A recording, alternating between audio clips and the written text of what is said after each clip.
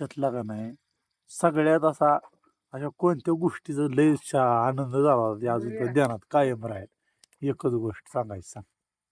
आनंद झाला का? हा सगळ्यात जास्त जे अजून तुझ्या ध्यानात आहे ती कधीच विसरणार नाही सांग. कधीच विसरणार नाही.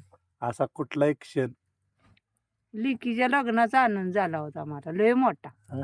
पप्पांनी लय मोठा आनंद मला दिला होता. ती सांगायचं लाज वाटते एवढी. आनंद तेवढा. नाही दुःख नाही आनंद हा. विचार आनंदच झालता तर काय म्हणून लय भारी होता. हा.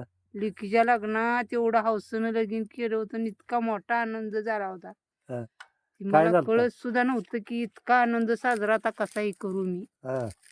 एवढा आनंद झालता मला. काय केलं होतं पप्पांनी एवढा आनंद यासारखं.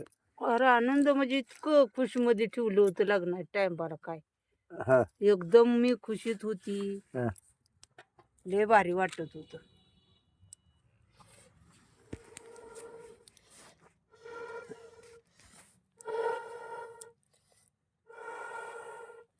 आंघोळ्या किती वाजत गाजत नवीन- घातली आम्हाला.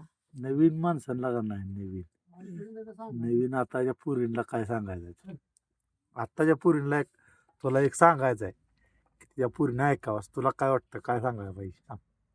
पुरींनी रीट राहावं, चांगली झाकून कपडे घालावी, ते अंग झाकून शेण्याना चांगलं वागावं राहावं.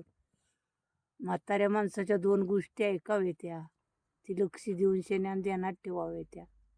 त्यात काय उपयोग होतोय का ती बी जाणून घ्यावावं. बर